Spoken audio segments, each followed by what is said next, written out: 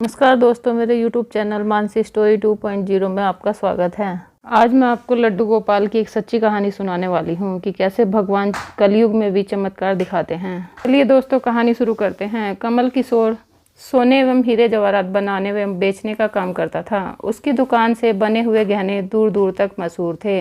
लोग दूसरे शहर से भी कमल किशोर की दुकान से गहने लेने एवं बनवाने आते थे। चाहे हाथों के कंगन हो, चाहे गले का हार हो, चाहे कानों के कुंडल हों, उसमें हीरे एवं सोने की बहुत सुंदर मीनाकारी होती थी। सब देखने वाले देखते ही रह जाते थे। इतना बड़ा कारोबार होने के बावजूद भी कमल किशोर बहुत ही शांत एवं सरल स्वभाव वाला व्यक्ति था। उसको इस माया का इतना रंग नहीं चढ़ा हुआ था। एक दिन उसका कोई मित्र उसकी दुकान पर आया, जो कि अपने पत्नी सहित वृंदावन धाम से होकर वापस आ रहा था। तो उस मित्र ने सोचा कि चलो थोड़ा सा प्रसाद अपने मित्र कमल किशोर को भी देता चलूं। उसकी दुकान पर जब वह पहुंचा, तब कमल किशोर का एक कारीगर एक सोने एवं हीरे जड़ित बहुत सुंदर हार बनाकर कमल किशोर को देने के लिए आया था। कमल किशोर उस हार को देख ही रहा था कि उसका मित्र उसकी दुकान पर पहुंचा। कमल किशोर का मित्र अपने साथ वृंदावन से एक बहुत सुंदर लड्डू गोपाल, जिसका स्वरूप अत्यंत मनमोहक था, साथ लेकर आया था। जब उसका मित्र दुकान पर बैठा तो उसकी गोद में लड्डू गोपाल जी विराजमान थे। कमल किशोर लड्डू गोपाल जी के मनमोहक रूप सौंदर्य को देखकर अत्यंत आनंदित हुआ। उसने अपने हाथ में पकड़ा हुआ हार उस लड्डू गोपाल के गले में पहना दिया एवं अपने मित्र को कहने लगा कि देखो तो सही, इस हार की शोभा लड्डू गोपाल के गले में पड़ने से कितनी बढ़ गई है। उसका मित्र एवं कमल किशोर आपस में बातें करने लगे। बातों बातों में ही उसका मित्र लड्डू गोपाल को हार सहित लेकर चला गया। दोनों को ही पता न चला कि हार लड्डू गोपाल के गले में ही पड़ा रह गया है। कमल किशोर का मित्र अपनी पत्नी सहित एक टैक्सी में सवार होकर अपने घर को रवाना हो गया।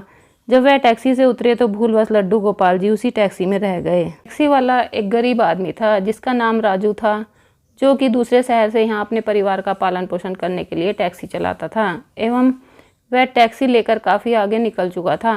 आज उसको अपने आप घर वापस जाना था, जो कि दूसरे शहर में था। जब टैक्सी लेकर बाबू अपने घर पहुंचा तो उसने जब अपनी टैक्सी की पिछली सीट पर देखा तो उसका ध्यान लड्डू गोपाल जी पर पड़ा कि बड़े शाही तरीके से पिछली सीट पर गले में हार धारण करके, सुंदर सी पोशाक पहनकर, हाथ में बांसुरी पकड़े हुए पसर कर बैठे हुए थे। बाबू यह देखकर एकदम से घबरा गया कि यह लड्डू गोपाल जी किसके हैं। लेकिन अब वह दूसरे शहर से अपने शहर जा चुका था, जो कि काफ़ी दूर था एवं वह सवारी का घर भी नहीं जानता था। तो वह दुविधा में पड़ गया कि वह क्या करे। लेकिन फिर उसने बड़ी श्रद्धा से हाथ धोकर लड्डू गोपाल जी को उठाया एवं अपने घर के अंदर ले गया। जैसे ही उसने घर के अंदर प्रवेश किया, उसकी पत्नी ने उसके हाथों में पकड़े लड्डू गोपाल जी को जब देखा तो इतनी सुंदर स्वरूप वाले लड्डू गोपाल जी को देखकर उसकी पत्नी ने झट से लड्डू गोपाल जी को अपने पति के हाथों में से ले लिया। उसकी पत्नी की शादी को 8 साल हो चुके थे। उसके अभी तक कोई संतान नहीं थी, लेकिन गोपाल जी को हाथ में लेते ही उसका वात्सल्य भाव जाग उठा। उसकी ममतामयी एवं करुणामयी आंखें झरझर बहने लगी। ममतावश एवं वात्सल्य भाव के कारण ठाकुर जी को गोद में उठाते ही उसको ऐसे लगा कि किसी अपने ही बच्चे को गोद में उठाया। उसके छाती से अपने आप ही दूध निकलने लगा। अपनी ऐसी दशा देखकर बाबू की पत्नी मालती बहुत हैरान हुई। उसने कसकर गोपाल जी को अपने सीने से लगा लिया एवं आंसू बहाती हुई बोलने लगी, अरे बाबू, तुम नहीं जानते कि आज तुम मेरे लिए कितना अमूल्य रत्न लेकर आए हो। बाबू कुछ समझ नहीं पा रहा था कि मेरी पत्नी को अचानक से क्या हो गया है। लेकिन उसकी पत्नी तो जैसे बावरी सी हो गई थी। वह गोपाल जी को जल्दी जल्दी अंदर ले गई एवं उसने उनसे बातें करने लगी। अरे लाला, इतनी दूर से आए हो, तुम्हें भूख लगी होगी। एवं उसने जल्दी जल्दी मधु एवं घी से बनी चूरी बनाकर एवं दूध गर्म करके ठाकुर जी को भोग लगाया। उधर कमल किशोर ने जब अपनी दुकान पर हार को ना देखा तो उसको याद आया कि हार तो ठाकुर जी के गले में ही रह गया था। तो उसने अपने मित्र को संदेशा भेजा। तो मित्र ने आगे से जवाब दिया, अरे मित्र, वह माखन चोर एवं चित चोर हार सहित खुद ही चोरी हो गया है। मैं तो खुद इतना परेशान हूँ। कमल किशोर अब थोड़ा सा परेशान हो गया कि इतना कीमती हार न जाने कहाँ चला गया है।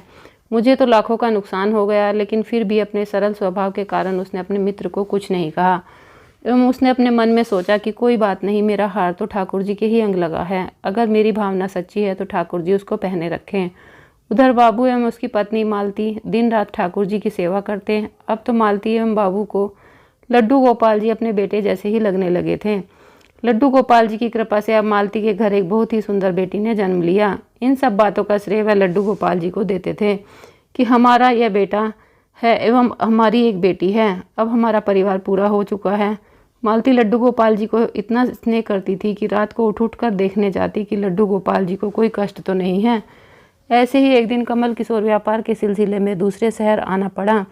यहाँ पर बाबू रहता था, लेकिन दुर्भाग्यवश जब वो उस शहर में पहुँचा तो अचानक से इतनी बारिश शुरू हो गई कि कमल किशोर को जहाँ पहुँचना था वहाँ पहुँच ना सका। एवं तब बाबू अपनी टैक्सी लेकर आ गया एवं उसने परेशान कमल किशोर को पूछा, बाबूजी आप कहाँ यहाँ क्यों खड़े हो? बारिश तो रुकने वाली नहीं है एवं सारे शहर में पानी भरा हुआ है। आप अपनी मंजिल तक नहीं पहुँच पाओगे एवं ना ही कहीं रुक पाओगे। मेरा घर पास ही है, अगर आप चाहो तो मेरे घर आ सकते हो। कमल किशोर, जिसके पास सोने और एवं हीरे के काफ़ी गहने थे, वह अनजान टैक्सी वाले के साथ जाने के लिए थोड़ा घबरा रहा था, लेकिन उसके पास और कोई चारा भी नहीं था एवं वह बाबू के घर उसके साथ टैक्सी में बैठकर चला गया। घर पहुंचते ही बाबू ने मालती को आवाज़ दी कि आज हमारे घर मेहमान आए हैं, उनके लिए खाना बनाओ। कमल किशोर ने देखा कि बाबू का घर बहुत सुंदर, छोटा सा, लेकिन व्यवस्थित ढंग से सजा हुआ था। घर में अजीब तरह के इत्र की खुशबू आ रही थी जो कि उसके हृदय को आनंदित कर रही थी। जब मालती ने उनको भोजन परोसा तो कमल किशोर को उसमें अमृत जैसा स्वाद आया। उसका ध्यान बार बार उस दिशा की तरफ जा रहा था जहाँ पर ठाकुर जी विराजमान थे। वहाँ से उसको एक अजीब तरह का प्रकाश नजर आ रहा था। तो एक हार कर कमल किशोर ने बाबू से पूछा कि अगर आपको कोई ऐतराज़ ना हो तो क्या आप बता सकते हो कि उस दिशा में क्या रखा है? मेरा ध्यान उसकी तरफ आकर्षित हो रहा है।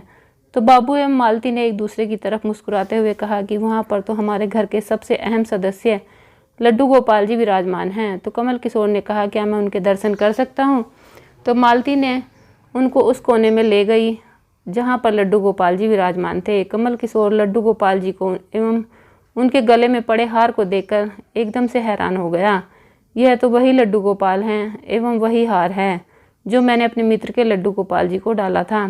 कमल किशोर ने बड़ी विनम्रता से पूछा कि यह गोपाल जी तुम कहाँ से लाए? बाबू, जिसके मन में कोई छल कपट नहीं था, उसने कमल किशोर को सारी बात बता दी कि कैसे उसको सौभाग्य से गोपाल जी मिले एवं उनके आने से हमारे घर में दुर्भाग्य सौभाग्य में बदल गया। तो कमल किशोर ने कहा कि क्या तुम जानते हो कि जो हार ठाकुर जी के गले में पड़ा है उसकी कीमत क्या है?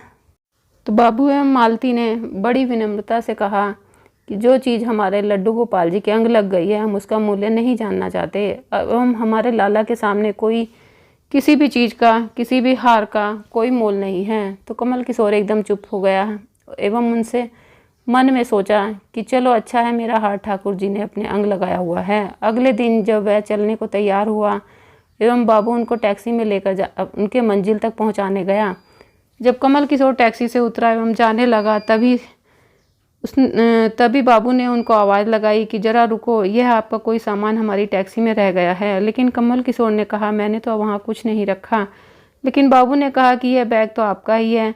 जब कमल किशोर ने उसको खोलकर देखा तो उसमें बहुत सारे पैसे थे। कमल किशोर एकदम से हक्का बक्का रह गया कि यह तो इतने पैसे हैं जितनी की उस हार की कीमत है। उसकी आंखों से आंसू बहने लगे थे। जब तक मैंने निश्चल भाव से ठाकुर जी को वह हार धारण करवाया हुआ था तब तक उन्होंने पहने रखा। मैंने उनको पैसों का सुनाया तो उन्होंने मेरा अभिमान तोड़ने के लिए पैसे मुझे दे दिए। वह ठाकुर जी से क्षमा मांगने लगा, लेकिन अब हो भी क्या सकता था। इसलिए हमारे अंदर ऐसे भाव होने चाहिए कि उसमें अहंकार ना होकर विनम्रता होनी चाहिए एवं ठाकुर जी जैसा चाहते हैं वैसा ही होता है। हम तो निमित्त मात्र हैं। कौन ठाकुर जी को वृंदावन से लाया एवं किसके घर आकर वह विराजमान हुए, यह सब ठाकुर जी की लीला। जिसके घर रहना है, जिसके घर सेवा लेनी है, यह सभी जानते हैं कि हम लोग निमित्त मात्र हैं। बस हमारे भाव शुद्ध होने चाहिए। जय कन्हैया लाल की। तो दोस्तों, कहानी कैसी लगी कमेंट बॉक्स में बताएं। मेरे चैनल को लाइक सब्सक्राइब करें। धन्यवाद।